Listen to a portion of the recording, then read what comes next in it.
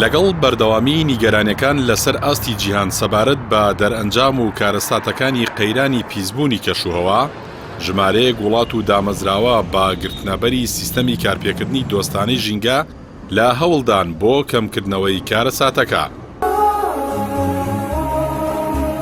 مزگەوت و دامەزراوە ئیسلامیەکان لە ڕیزی ئەوانەدا بوون کە بەتایبەتی کاریان بۆ گۆڕینی سیستەمی کارپێکردن بۆ وزەی نوێ و خاوێن کردووە.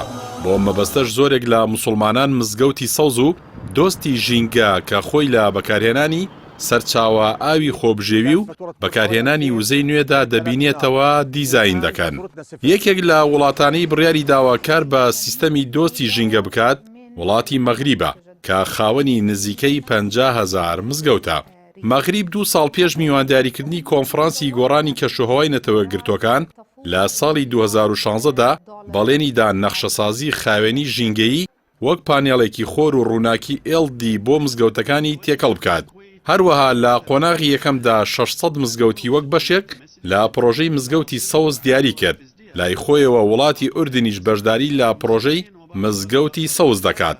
مزگەوتی ئەبوغوێیلا لە گەڕەکی تەلاعەلی لە باکووری خۆراوای عەمانی پایتەخت لە مزگەوتە یەکەمینەکان بوو کە لە ساڵی 2018دا پانێڵی خۆری بەکارهێنا تا ساڵی 2019 نزیکەی 500 مزگەوت بە وزەی خۆر کاریان دەکرد.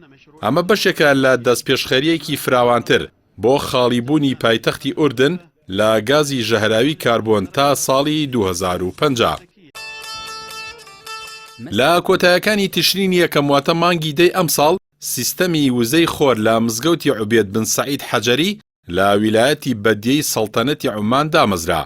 بەرنامەی دامەزراندنی پانێڵی خۆر بەشێکە لە قۆناغی یەکەمی دەستپێشخەری مزگەوتە سەوزەکان لە عومان کە بەرنامەیەکی نیشتیمانیە یارمەتی گۆڕینی وزەی ژمارەیەک مزگەوتی عومان بۆ وزەی نوێکراوە دەدات.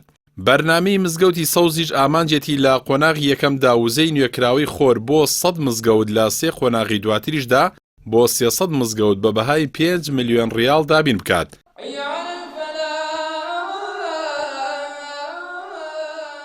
بەو پێی دابوونەریتی ئیسلامی وایە گۆڕەپانی مزگەوت و بە درەخت و سەوزایی دادەپۆشێت.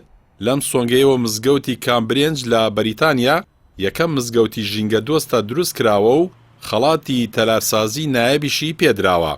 ئامانجی نەخشەسازی مزگەوتی کامبرێنج بەو جۆرەی کە هەیە بەستنەوەی نوێژخوێنانە بە سروشتی جوان و سەوزەوە لە کاتی ئەنجامدانی نوێژ و پەرستشەکاندا دەبێتە بربەستێکیش لە گەیاندنی گەرمی بە نێو مزگەوتەکە.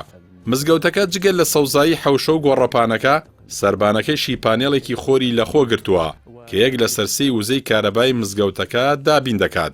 گەراجی مزگەوتەکە کە لە ژێر مزگەوتەکەدایە خاڵی باگراویکردنەوەی ئۆتۆمبیلی کارەبایی لەخۆ گرتووە و گڵۆپەکانیشی لە جۆری لیدە کە هەستاوەرە لە حاڵەتی ناپێویستدا دەکوژێتەوە. لە ئیندۆنیزیا گەورەترین وڵاتی ئیسلامی لە ڕووی ژمارەی دانیشتوانەوە ساڵی 2011 ئەنجومەنی زانانی ئەو وڵاتە لە پێناو گۆڕینی باڵەخانەکان بۆ دۆستی ژینگە و باکارهێنانی وزەی نوێکراوە دەستپێشخەری مزگەوتی ژینگەیی ڕاگەیاند. دەستپێشخەریەکە گۆڕینی 800,000 مزگەوتی ئەو وڵاتە بۆ دامەزراوەی سەوز لەخۆ دەگرێت. لەو میانێشدا مزگەوتی ذیکرا لە شاری جاوا لە ئیندۆنیزیا نمونەیەکی دیاری هاوڕێی ژینگەیە کە هۆشیاری پاراستنی ژینگە بڵاو دەکاتەوە. بۆ داهاتووش ڕێکخراوی گرین پیس دەستپێشخەرێکی لە ژێر ناوی مزگەوتە سەوزەکان بۆ پاڵپشتی لە گۆڕینی وزەی مزگەوتەکان بۆ وزەی نوێکراوە پێشکەش کردووە کە مزگەوتی حەرام و مزگەوتی مەدینە و ئەزهەر و مزگەوتی ئەمەوی لە دیمشق و چەند مزگەوتێکی دیکە لەخۆ دەگرێت. بەپێی ئەم دەستپێشخەریە ئەو دەمزگەوتە زیاتر لە 12 تەن مەتری دەردانی گازە ژەهراویەکان کەم دەکەنەوە و 22 گیگاواتیش کارەبای پاکیش لە ساڵێکدا بەرهەم دەهێنن.